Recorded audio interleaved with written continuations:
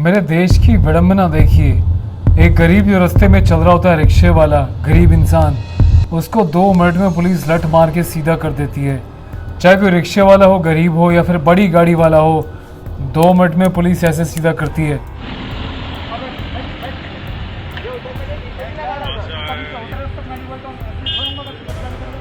लेकिन जब बात आती है देश के ऐसे गद्दारों की जो रहते हैं देश में और गाते हैं कहीं और का, जो देश को तोड़ने का हमेशा से काम करते हैं, हिंदू मुस्लिम सिख ईसाई में एक कड़वाहट पैदा करते हैं, ऐसे लोगों पे लगाम लगने के लिए कोई ना तो कानून है ना पुलिस है। क्यों भाई, क्यों ऐसा, क्यों इतनी फ्लेक्सिबिलिटी दी गई है ऐसे लोगों को? एक मोहतरमा है, अपने आप को वकील बताती हैं, बहुत बड़ी वकील, जम्मू एंड कश्मीर में हाई कोर्ट की बहुत बड़ी वकील है, बड़ी, समझ गए ना, बड़ी वाली। ऐसे वकीलों का थोड़ा सा परिचय मैं दे दूं, इनकी औकात बता दूं। कठुआ रेप कांड में जब एक छोटी बच्ची के साथ रेप हुआ था तो बड़ी चौधरी बन के सामने आई थी कि इसका केस मैं लड़ूंगी।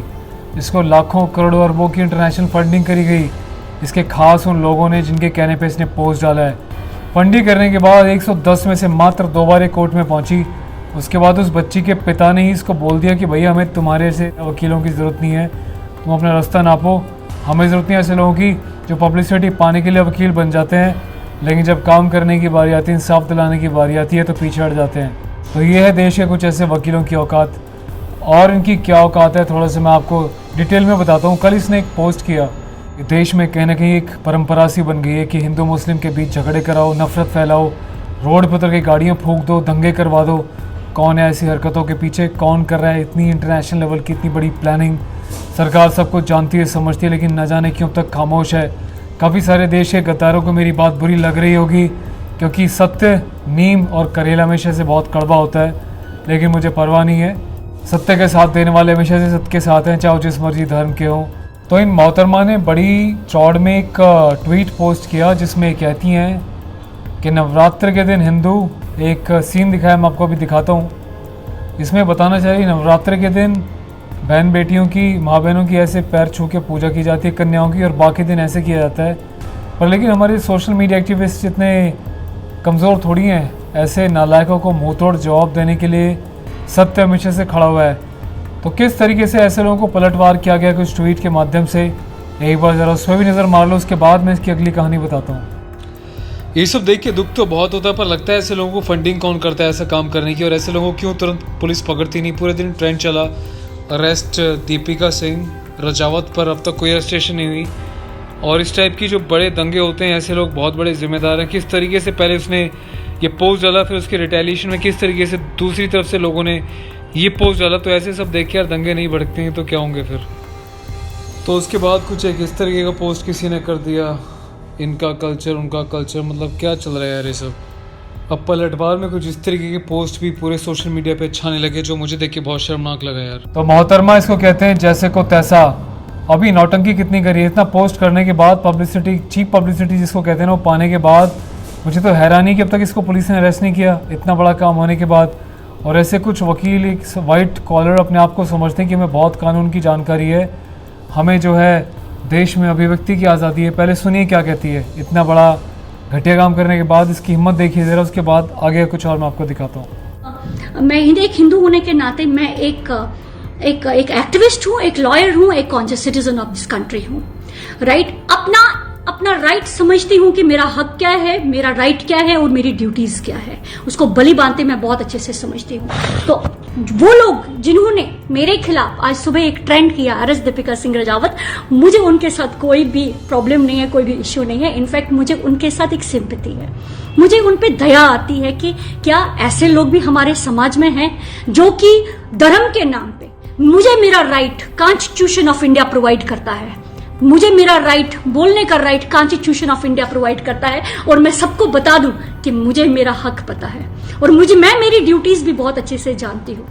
ये कॉन्स्टिट्यूशन, मेरा हक, मेरा राइट, ये सब चीज़ें तुम एक तरफा क्यों बोलती हो मोहतरमा?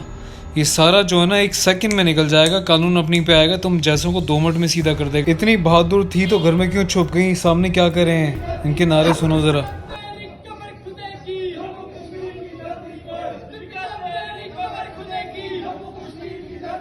चोर चोरी से जाए, हेरा फेरी से ना जाए। मतलब इंसान इतना नीचे गिर चुका है कि थोड़ी बहुत आंखों में शर्म नहीं है, इतना कुछ होने के बाद भी इतनी बड़ी बड़ी बातें कर रहा है कि भैया कौन लोग हो, कहाँ से आते हो, क्या चाहते हो, क्यों मेरे देश को तोड़ना चाह रहे हो।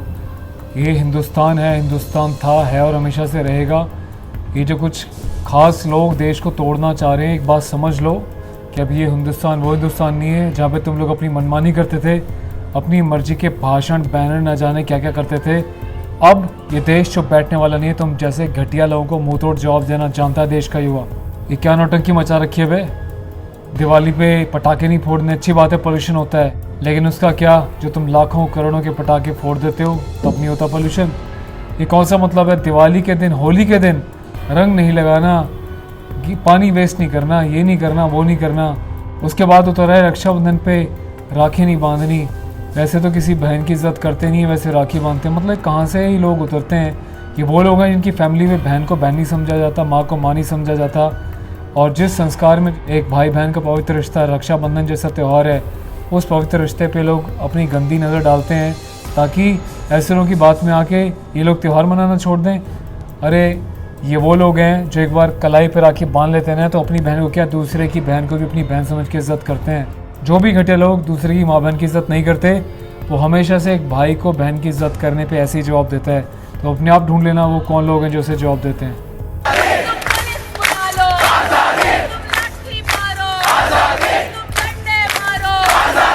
अगर तुम्हें पुलिस मारती, कोई डंडे मारता तो तुम्हारी औकात नहीं होती इतना बोलने की, इतना चिल्लाने की देश के खिलाफ। अब मतलब तुम देश के एक धर्म के तीज त्योहारों के ऊपर भी अपनी घटिया राजनीति करने लगे हो। थोड़ी बहुत शर्म करो। शर्म बाकी नहीं है तो चुल्लू भर पानी में जाके डूब मरना। अगर वो भी नहीं है तो देश छोड़ के कहीं और चले जाओ जहाँ पे तुम्हें पूरी आज़ादी मिलती हो, जहाँ पे तुम्हें पूरी आज़ादी मिलती हो। वरना आज़ादी देने के लिए हिंदुस्तान पूरी तरीके से तैयार है।